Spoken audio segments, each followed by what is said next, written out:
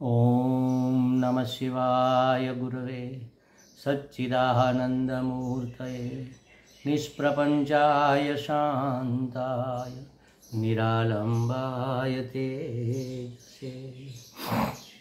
हरिओम प्रभु जी, आज के इस अध्यात्म परिषद में आप सबका स्वागत है। आज का प्रश्न वेस्ट बंगाल से प्रबीर बागची जी का है। उन्होंने पूछा है कि सूक्ष्म शरीर क्या होता है, मन बुद्धि को लेकर क्या सूक्ष्म शरीर होता है। सूक्ष्म शरीर बोलने भर से पता है, लेकिन क्या उसको शरीर सुन पाता है या देख पाता है या अनुभव कर सकते हैं। और दूसरा प्रश्न है कारण शरीर क्या है। ये दोनों प्रश्न के बारे में आज चर्चा कर लेते हैं। बाकी के दो प्रश्न मृत्यु के विषय में है, उसकी बाद में चर्चा करेंगे फिर कभी। देखो प्रभु जी, ये जो दिख रहा है हमें पंच भौतिक का पुतला, पंच महाभूतों से बना हुआ स्थूल शरीर, ये जो दिख रहा है, जो काम कर रहा है, जो शकल बनाए हुए है, उसको स्थूल शरीर कहते हैं। जो अन्नमय कोश भी कहा जाता है। अन्न से इसकी वृद्धि होती है, अन्न जल समझ लो, अन्न जल से इसकी वृद्धि होती है और अन्न जल के ऊपर यह टिकता है, तो इसको अन्नमय कोश भी कहते हैं या तो स्थूल शरीर कहते हैं, अन्नमय शरीर कह लो। तो ये स्थूल शरीर तो हमें दिखता है, और स्थूल शरीर में जो इंद्रियां हैं वो हमें नहीं दिखती। इंद्रियां नहीं दिखती, इंद्रियों के ये हमें आँख तो दिखती है, हमें कान तो दिखता है, हमें जिह्वा तो दिखती है। कहने का मतलब है कि जो हमें दिखता है वह इंद्रियां नहीं है, वो इंद्रिया के गोलक है। जैसे आँख चक्षुर इंद्रिय को काम करने का गोखला जिसको कहते हैं, गोलक कह लो या उसकी विंडो कह लो। जैसे कैशियर विंडो से बैंक में कैश का लेन देन करता है, बस उसी तरह ये उसकी विंडो है जहाँ से ये सब अपना काम करते हैं। पांचों ज्ञानेंद्रियां अपना काम करती है। शब्द कान सुनते हैं, स्पर्श ये त्वग इंद्रिया, हमारी जो त्वचा है उसके नीचे जो त्वग इंद्रिया है वो स्पर्श का अनुभव करती है। रूप का अनुभव, रूप माने आकार और रंग, रंग और रूप दोनों, ये चक्षुर इंद्रिया इसका अनुभव करती है, ये चक्षु गोलक में बैठकर।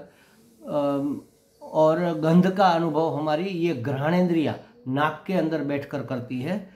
तो इस तरह से शब्द स्पर्श रूप रस गंध का अनुभव हमारी ये पांचों इंद्रियां स्थूल शरीर में रहकर करती है। अब सूक्ष्म शरीर क्या है, तो ये जो सूक्ष्म पांच ज्ञानेंद्रियां और पांच सूक्ष्म कर्मेंद्रियां, सूक्ष्म उसी को कहते हैं कि आपने जो आगे पूछा ना, क्या इसका हम अनुभव कर पाते हैं, क्या हम इसको देख पाते हैं, क्या हम इसका स्पर्श कर पाते हैं। ये नहीं हो सकता, इसीलिए तो इसका नाम सूक्ष्म है। जो स्थूल होता है ना, उसको हम छू सकते हैं, उसको देख सकते हैं। अनुभव तो सूक्ष्म का भी हो सकता है। हमें पता है ना कि हमें दिख रहा है, देखो देखने का हमें पता है, अनुभव हो रहा है कि दिख रहा है। शब्द आता है तो हमें पता है कि हम सुन रहे हैं, तो अनुभव तो हो रहा है सुनने का, लेकिन उस विषय को हम देख नहीं पाते, स्पर्श नहीं कर पाते, सिर्फ अनुभव कर पाते हैं। तो पांच ज्ञानेंद्रियां, पांच कर्मेंद्रियां और ये आती जाती सांस जो है उसके भी 5 प्रकार है, 5 प्राण, ये मिलाकर 15 हो गए। और मन बुद्धि ये 2 इसमें मिल जाए तो हो गए 17। ये 17 शरीर, 17 तत्वों का सूक्ष्म शरीर कहा जाता है। कभी कभी मन बुद्धि चित्त अहंकार 4 जोड़ देते हैं तो 19 हो गए। 19 तत्व कह लो चाहे 17 कह लो। मन बुद्धि में चित्त अहंकार का समावेश हो जाता है, इसलिए मन बुद्धि सिर्फ कह देते हैं, और 17 तत्वों का ये सूक्ष्म शरीर बनता है। 5 ज्ञानेंद्रियां कौन है, जो स्पर्श, शब्द स्पर्श रूप रस गंध का अनुभव करती है।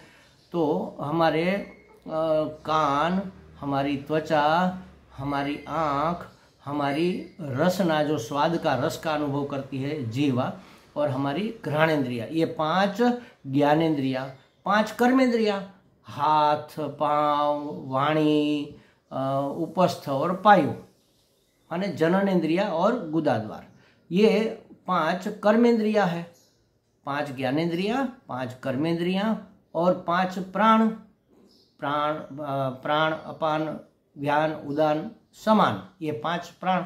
5 उपप्राण भी है उसके, लेकिन मुख्यतः 5 प्राण में वो समाविष्ट हो जाते हैं। तो ये 15 हो गए, और मन और बुद्धि ये 2 मिलाकर 17 हो गए। मन, बुद्धि, चित्त, अहंकार कहो तो 19 हो गए। ये 17 तत्वों का बना हुआ संघात, जुथ, उसको कहेंगे सूक्ष्म शरीर। अब ये स्थूल शरीर हमारे भोग का स्थान है। खाना, पीना, सुनना, बोलना, बैठना, उठना, आना, जाना, ये सब काम हम कर सके, हमारा कार्यालय कह लो, ये हम इसमें बैठकर हम काम कर रहे हैं, हम भोग कर रहे हैं, अपने कर्मों का सुख दुख को भोग हम अनुभव कर रहे हैं। इस शरीर में बैठकर हम स्थूल शरीर में बैठकर अनुभव कर रहे हैं। लेकिन अनुभव करने का साधन क्या है? जैसे समझो डाइनिंग टेबल पर बैठकर हम भोजन कर रहे हैं, तो ये डाइनिंग टेबल हो गया।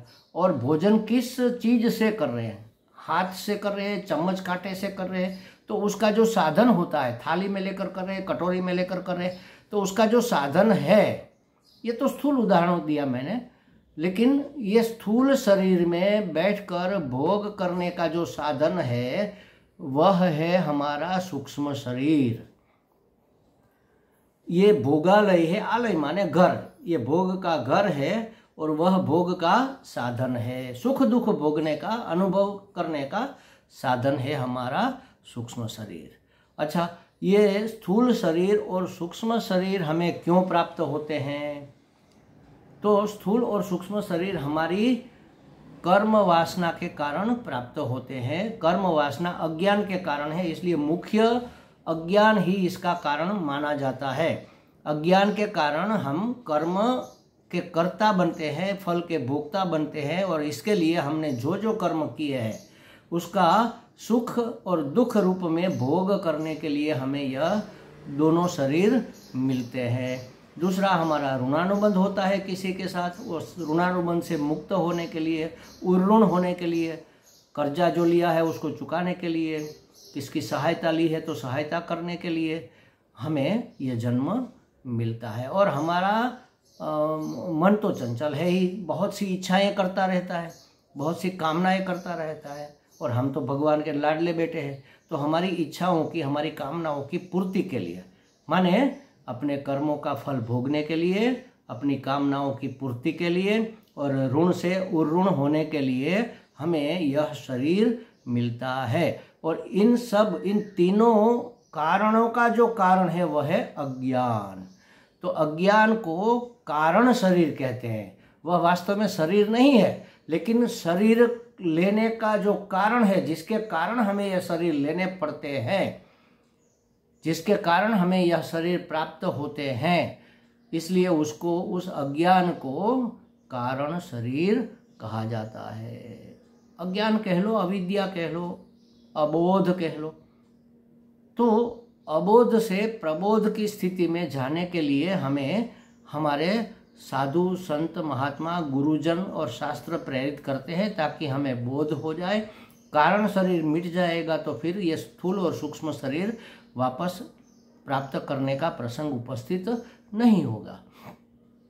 तो ये हुआ स्थूल शरीर, भोगायतन, और उसके अंदर सूक्ष्म रूप से रहे हुए 15 तत्वों का बना हुआ सूक्ष्म शरीर हमारा भोग का साधन है। और इन दोनों शरीरों को प्राप्त करने में जो कारणभूत तत्व है उसको कहेंगे हम कारण शरीर, जो कि अज्ञान रूप है। अज्ञान को ही कारण शरीर माना जाता है। तो इसको हम न तो देख पाते हैं, न तो सुन पाते हैं, न तो स्पर्श कर पाते हैं, अनुभव कर पाते हैं। हाँ, अनुभव तो होता है, हर समय हमें अनुभव होता है सूक्ष्म शरीर का। हम सोचते हैं, हम देखते हैं, हम निश्चय करते हैं, हम सुनते हैं, यह हमें पता है, इसका हमें अनुभव है। तो इस रूप में अनुभव होता है, स्थूल रूप में अनुभव नहीं होता। जैसे किसी पदार्थ को, जैसे हमने ये रुमाल को देखा, इसको स्पर्श किया, इसको सूंघा, इसका हमने आवाज़ सुना, ये सब सूक्ष्म शरीर के साथ हम नहीं कर सकते।